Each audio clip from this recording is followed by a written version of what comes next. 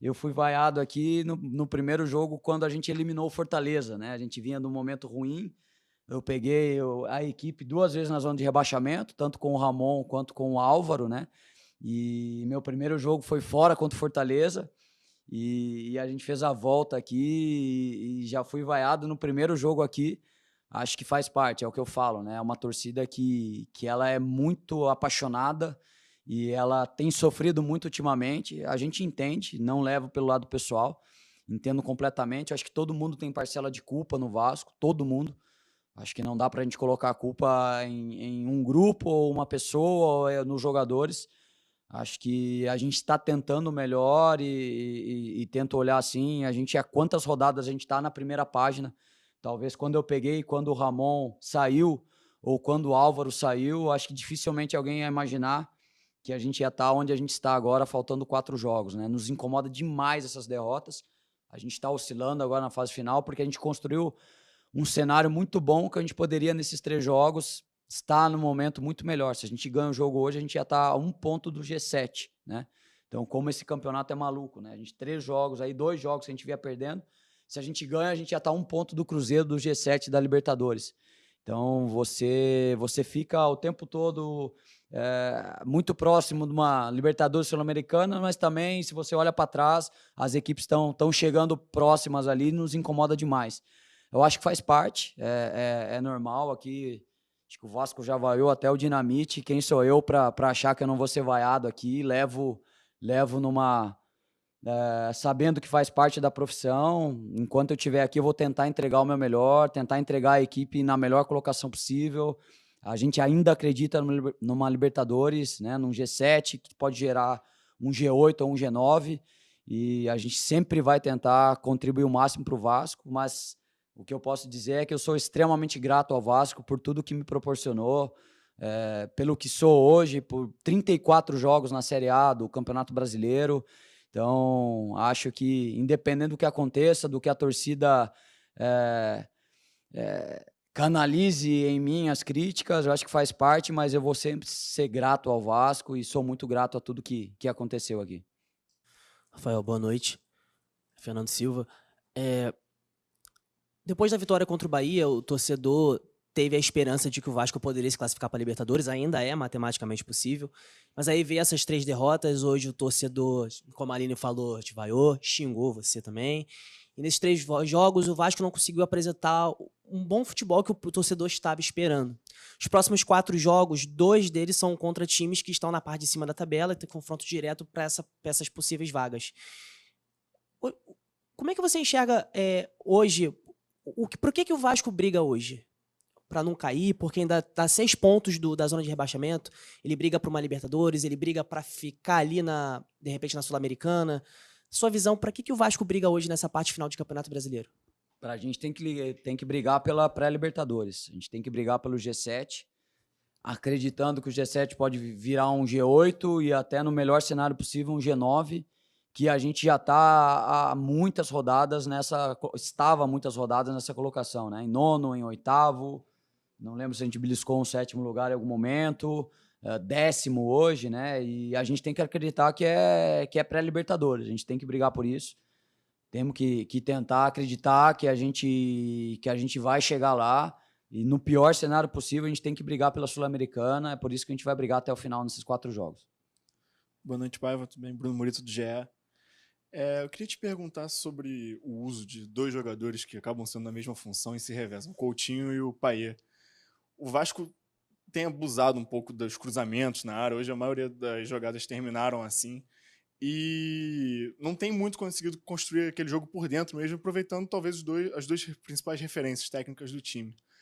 Como você pode tentar corrigir isso? Faz falta, por exemplo, o Vasco não ter tido contratações no sentido do que você falou em alguma resposta anterior sobre jogadores de mais potência, que o Vasco foi atrás de mais jogadores como o Jean Davi e o Maxim, por exemplo, que não se provaram ainda no time titular e também tem essa característica mais posse, não são tão agressivos, né, fisicamente do que outro. E, se me permitir, só a última, você meio que na última resposta agora falou que é muito grato por tudo que aconteceu.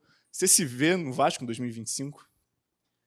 Bom, vamos ver se eu lembro de todas aí. A respeito de jogar por dentro, né? Eu acho que a gente até tem conseguido construir. Hoje eu achei que a gente conseguiu ficar com a bola. O Maxi é um jogador que nos trouxe o entre linhas, né? O jogar ali entre as linhas, conseguiu fazer a bola vir de um lado e circular pelo outro lado. Eu acho que a gente tem terminado mais pelo lado, né? A gente gostaria de terminar mais por dentro.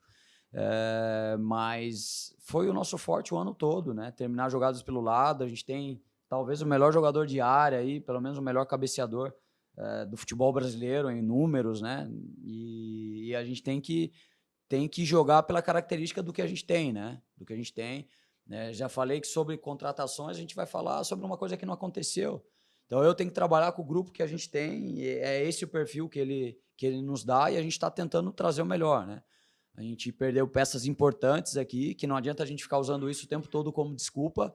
A gente tem que encontrar a melhor maneira. A gente está tentando buscar. Temos que respeitar a característica do jogador. Por mais que a gente queira fazer algumas coisas, o jogador tem uma característica que ele vai nos dar um tipo de jogo, né? O que a gente não pode é deixar de competir, deixar de criar situações, independente se ela é pelo lado, se ela é por dentro, a gente tem que criar situações, né? E hoje, contra o Inter, diferente do Botafogo e do Fortaleza, acho que a gente criou mais. Acho que a gente conseguiu finalizar mais.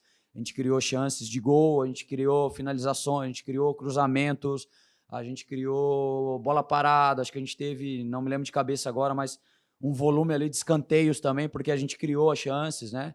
Então, acho que hoje a gente conseguiu fazer um jogo, mas a gente não conseguiu fazer o gol. E saímos com a derrota. O sentimento é muito ruim. Mas a gente precisa relevar esses dados, né? A respeito do que eu me enxergo, eu tenho que trabalhar pensando em entregar o Vasco da melhor maneira possível em posição esse ano. Eu acho que depois que a temporada acabar, a gente vai sentar, vai ver o que acontece. O Pedrinho, o Felipe, o Marcelo, daí é muito mais com eles, né? De novo, para mim tem sido uma experiência incrível, tenho tentado entregar o meu melhor, tentar deixar o Vasco onde o Vasco merece, que é muito mais do que a gente está agora, mas a gente tem que entender o processo. E a gente precisa entender que não é de uma hora para outra que as coisas vão acontecer, a gente tem que ter paciência, a gente está tentando trazer o melhor aí. Boa noite, Paiva. Gabriel Rodrigues aqui da Trivela. O Vasco viveu, acho que ele no meio do ano, entre julho e agosto, um período muito bom. Teve alguns períodos de invencibilidade grande, chegou à semifinal de Copa do Brasil, e agora já vem de 2 meses mais regulares. E tem essa cobrança da torcida aumentando. Você acha que se criou uma expectativa, além do que esse elenco poderia entregar, do trabalho que vinha sendo feito naquele período ali, chegando na semifinal de Copa do Brasil, e você acha que bateu num teto, alguma coisa assim?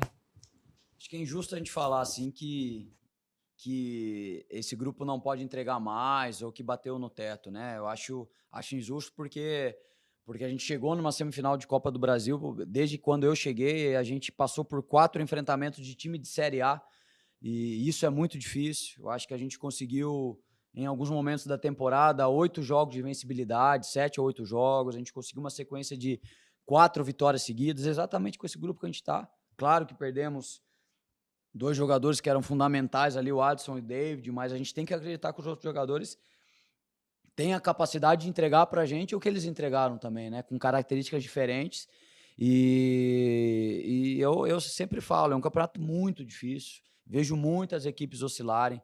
Acho que a gente vê momentos de equipes que estavam numa sequência boa, daqui a pouco eles não conseguem mais vencer. Eu acho que está todo mundo sofrendo, de alguma forma ou outra está sofrendo.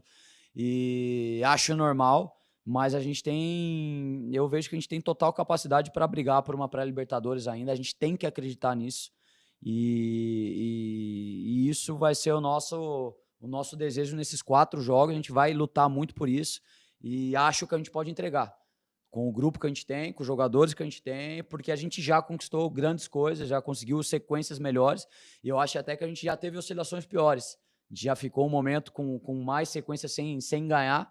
A gente precisa dar resposta logo, a gente precisa pontuar, precisa buscar uma vitória, porque daí já muda tudo. Uma vitória já muda completamente o ânimo aí, a gente já tem que tentar buscar ela contra o Corinthians.